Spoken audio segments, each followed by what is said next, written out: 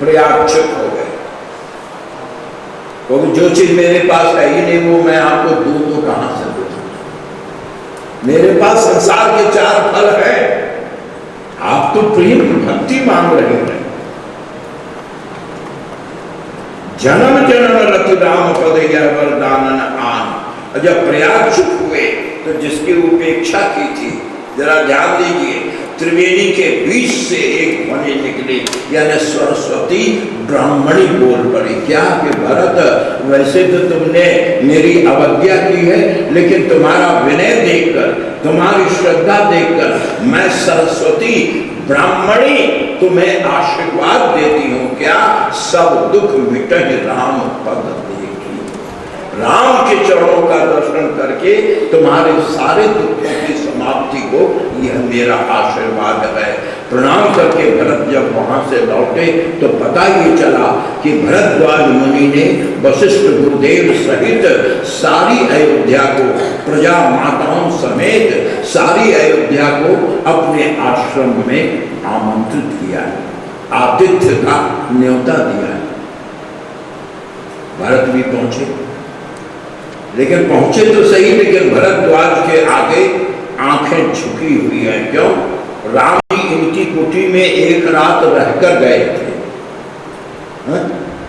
भरद्वाज के यहाँ राम जी रात भर भरद्वाज के आश्रम में रुके थे।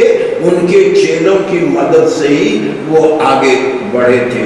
भरद्वाज ने 4 शिष्य अपने साथ किए थे मार्गदर्शन को। तो भरत के मन में है, जब रात में भैया इनके यहाँ रुके थे तो इनको बात तो मालूम पड़ी गई होगी। स्वाभाविक है कि आदमी पूछेगा कैसे आए, अयोध्या छोड़कर ये जंगल भटकने कैसे आए? तो चर्चा जरूर हुई होगी, और चर्चा हुई होगी तो मेरी चर्चा जरूर आई होगी कि भरत की माता की वजह से, भरत की वजह से मुझे 14 वर्षों को ठोकर खाने के लिए जंगल आना पड़ा।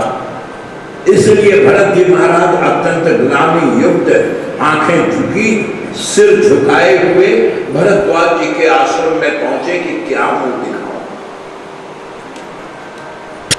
मुनि अगर पूछेंगे तो मैं क्या जवाब दूंगा? भरत को सिर झुकाए देखकर अब जो भी कथा प्रेमी हो उनसे, सत्संग प्रेमियों से निवेदन है, थोड़ी देर बड़े एकाग्र होकर इस बात को सुनना। ये भरत का अंतर है, ये भरत का भाव है। क्या?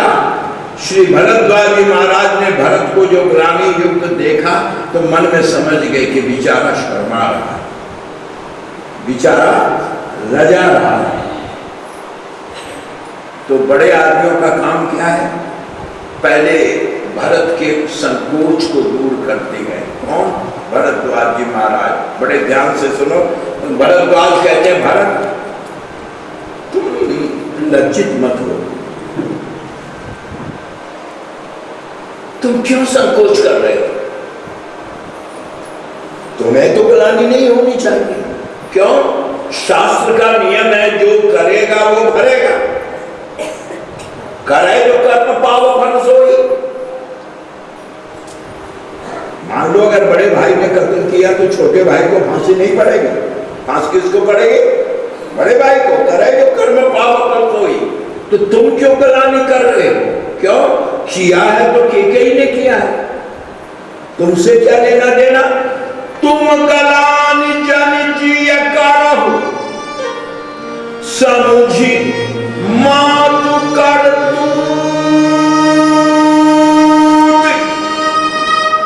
माता की करतूत को ध्यान में रख करके तुम क्यों लज्जित हो रहे हो? तुमने क्या किया है? लेकिन भरत मन में कहते हैं क्या? कलंकित मां के पुत्र को सिर उठाकर बात करने की औकात कहां से मिलेगी? जिस पुत्र की मां को समाज में कलंक लगा हो वो पुत्र सिर उठाकर बात कैसे करेगा? अतः भरद्वाज जी ने वो भी रास्ता साफ कर दिया क्या कि कि वैसे तो जो केकई ने किया उससे तुम्हें लज्जित होने की जरूरत नहीं है, लेकिन केकई ने भी कुछ नहीं किया। यह पहला मौका है जब किसी ने भरत के सामने केकई के प्रति सहानुभूति दिखाई।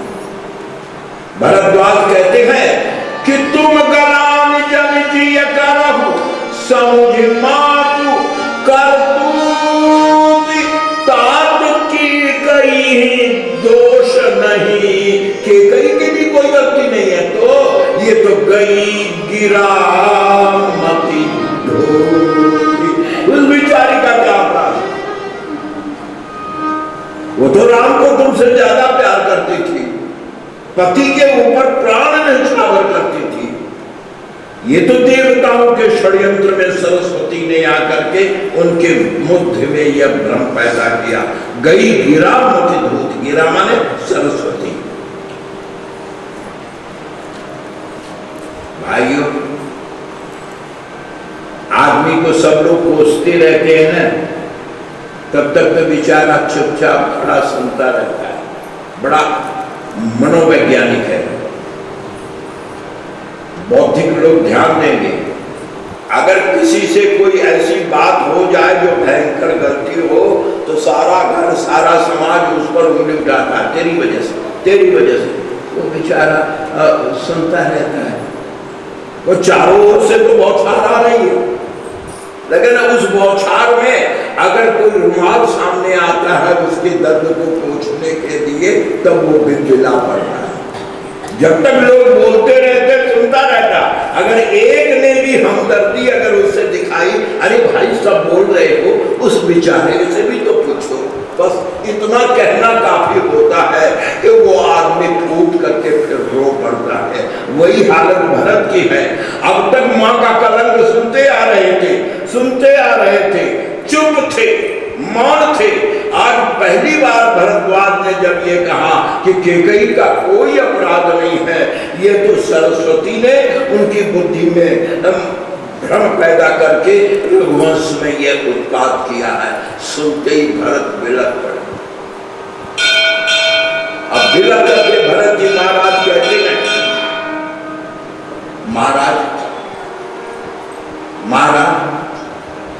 आप कोई नहीं, सारी दुनिया को शायद ये भ्रम हो कि मैं जो दुखी दिख रहा हूं वो इसलिए कि मेरी मां को कलंक लगा। मैं अपने कलंकित मां के कारण दुखी हूं, ऐसा सब समझ रहे हैं और शायद आप भी ऐसा ही समझ रहे हैं, पर महाराज ये है नहीं। अब जरा ध्यान से सुनना। वाह, ये भारत भारती है। बोलने में तो राम भी बहुत चतुर है, राम को टाइटल मिला हुआ है क्या? वचन रचना अति नागर वाणी विभूषण। लेकिन आज भरत ने कमाल कर दिया प्रयाग में। भरत जी महाराज कहते हैं, महाराज अगर आप समझते हैं कि मैं माँ की करनी से दुखी हूं तो मैं क्यों होगा? जो करेगा वो भरेगा। आपने ठीक कहा। तुम मोहि न मातु, मोहि न मातु, कर तब कर सोचू, मोहि न मातु, मोहि न मातु, कर तब कर सोचू, और नाहि न डर जग जा नहीं पोचू। दुनिया बुरा कहे कहे,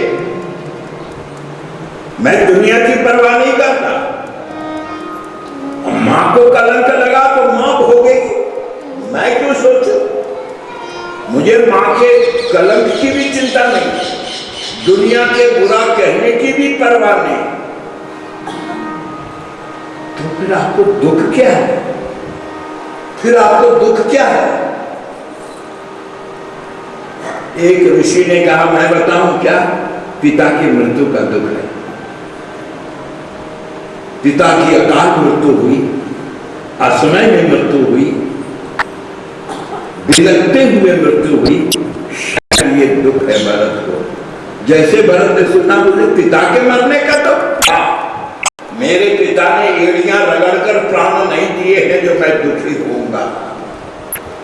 मेरे पिता ने संसार के कीचड़ में लथेड़ करके अपना प्राण नहीं दिया है जो मैं रोऊंगा। मेरे पिता ने अस्पताल में प्राण नहीं दिया है जो मैं रोऊंगा। तो अरे राम बिलह तन तज क्षण भंगो, तो भूप सोच कर खवन प्रसंगो। मेरे पिता ने तो शानदार मौत पाई है, राम राम कहते हुए उन्होंने प्राणों का परित्याग किया है। मुझे गर्व है अपने पिता पर, मैं पिता के लिए क्यों रोऊंगा।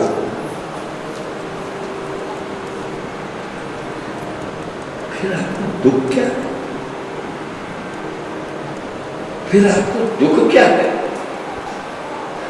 भरत जी महाराज कहते हैं दुख क्या है ये तो बाद में पूछना, पहले ये पूछो कि उस दुख के कारण मेरी बीमारी क्या है।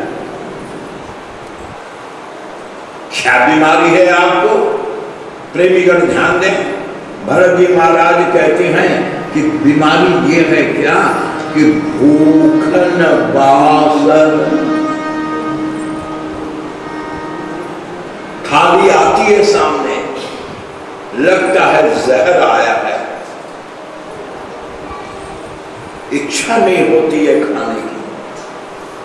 भूख भाइयों, समस्या एक है, अमीर हो चाहे गरीब, समस्या एक है। गरीब सोचता है, गरीब की समस्या है क्या? भूख लगे तो क्या खाए। गरीब की समस्या है कि भूख लगे तो क्या खाएं, और अमीर की समस्या है कि क्या खाएं कि भूख लगे।